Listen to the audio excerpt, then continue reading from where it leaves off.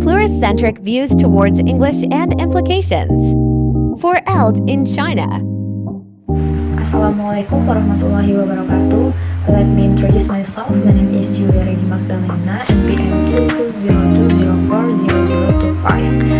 I'm from UH. Now I will discuss about pluricentric views towards English and implication for ELT. First, ENL or ESL or EFL distinctions.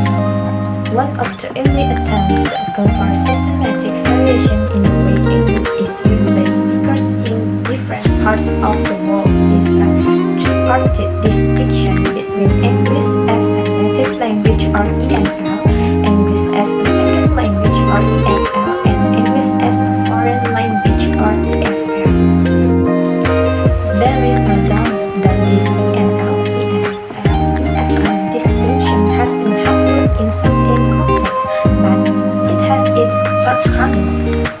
One obvious drawback is that the nation native versus second and foreign indicates considerable linguistic prejudice against connected claims, which might imply that one is superior and the other should live up to it as a standard. Another disadvantage may be that it is increasingly difficult to find countries that can be accurately classified as using EFL. How can one possibly distinguish second from foreign in the 21 countries with the internet, Wi-Fi, Facebook, and built-in smartphone functions such as WhatsApp creating such readily accessible communication platforms, connecting people regardless of the physical distance between them? For example, when surfing the internet and using communication tools like Facebook, people might use English most of the time. These examples show how trivial and sometimes meaningless the ENL, ESL, EFL distinction is to the general public, even though such a threefold distinction or classification is well motivated, theoretically speaking, in research on the spread of English worldwide. So in the field of ELT, such a tripartite distinction is still readily acknowledged and held to be important by many scholars. The current sociolinguistic profile of English may be viewed in terms of three concentric circles. The inner circle refers to the traditional, cultural, and linguistic base of English. The outer circle represents the institutionalized non-native varieties ESL in the regions that have passed through extended periods of colonization. The expanding circle includes the regions where the performance varieties of the language are used essentially in EFL context. While the three concentric circles model is not the only theoretical account of the tremendous variation and spread of English worldwide, it is certainly the most influential, and its impact may be felt and tracked in research on WA in the last decades and more recently English as a lingua franca. Castro explained his reason for the three circles classification in this way. The situation of English is historically and linguistically interesting and complex. First, the number of non-native speakers of English is significant. Second, the spread of English is unique. The large range of varieties of English cannot be discussed from any one point of view. There are several mutually non-exclusive ways to discuss their form and function. Okay, I think that's all from me. The next material will be presented by Z. Okay, next. Science, then the study of varieties of English, known as world Englishes, has become a new subdiscipline of English linguistics. The plural form Englishes symbolizes variation in form and function, used in linguistically and culturally distinct contexts, and a range of variety in literary creativity stresses the winness among the users of English, as opposed to use versus the native and non-native.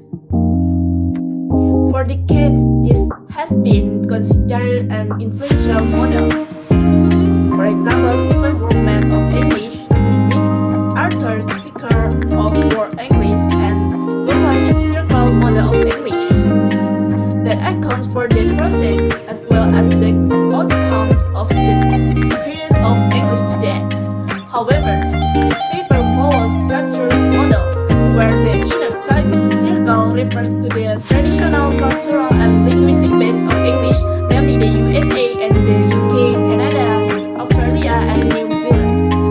The outer circle includes countries where English is not the native language, but is important and plays a part in the nation institution, either as an official or national language. Example: India, Nigeria, Singapore, the Philippines, Pakistan, and the expanded circle includes the region where the performance varieties of the language are used essentially in French context. For example, China, Egypt, Japan, and Korea. Next, 4. Peripheral, central, supercentral, hypercentral language distinction. Besides its global significance in terms of its function and status, English is also known to play a key role in the global language system. According to the global language system theory, the world language are hierarchically connected as one system, in that they fall into a pyramid-like hierarchy constructed by 4 levels. They are named as the peripheral, central, supercentral, and hypercentral language, with base situated at the lowest level of hierarchy, serving principally as language of conversation and narration rather than reading and writing, of memory and remembrance rather than record. The next level, central language, is constituted by 100 languages, which are spoken by about 95% of the world's population and generally used in the domains of education, public media, and administration, and which typically serves as the national or official language of the ruling state. Supercentral language are usually widely used language that serve as connector between users of central language. For example, Arabic, Chinese, English, French, German, Hindi, Japanese, Malay, Portuguese, Russian, Spanish, Swahili, and Turkish. Colonial French for this language could usually be observed. The world language system theory proposes that at the uppermost level is the language which connects speaker of the supercentral language, the hypercentral language, which hold the entire world language system together. Currently, this hypercentral language is English. As such, the world individual multilinguals are connected in a markedly hierarchically structure. Though this one's theory of the world's language system has been critiqued, with various scholars expressing concern about its lack of a solid empirically grounded theoretical foundation. His conceptualization of a hierarchical pyramid of the language, the world still represents an influential perspective of how natural languages are valued in one world language system. To conclude, the ELL or ESL or EFL and the inner or outer or expanding circle distinction as well as the global language system theory are equally important in their own ways, and none of them should be judged intuitively to be more valid than the other. Next, 5. Implication for ELT in China, taking into account the complexity of the global spread of English language development, plus the changing context where it is being used. We have to accept pluricentricity in English language as well as ELT. Pluricentricity means the dual acceptance of new varieties and their indigenous standard to linguistic studies, and means multiple acceptance toward teaching target as well as learner outcomes. This is especially crucial for ELT in China. The first reality teachers and learners have to face is that they have to be aware of linguistic variability. The second implication of accepting pluricentricity in English in the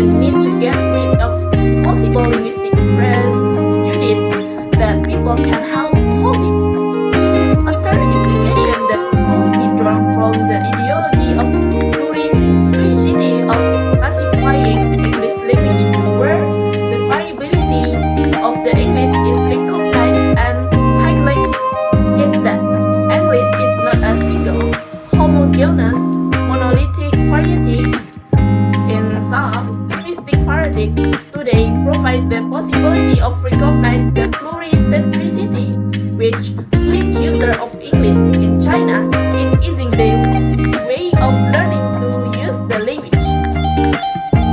More importantly, pluricentricity in classification of English language allows learners of English speaker identify while learning and using the language at the same time. From this point, the significance of the pluricentric perspective of classifying English to English language teaching in the Chinese context emerges. Okay, thank you.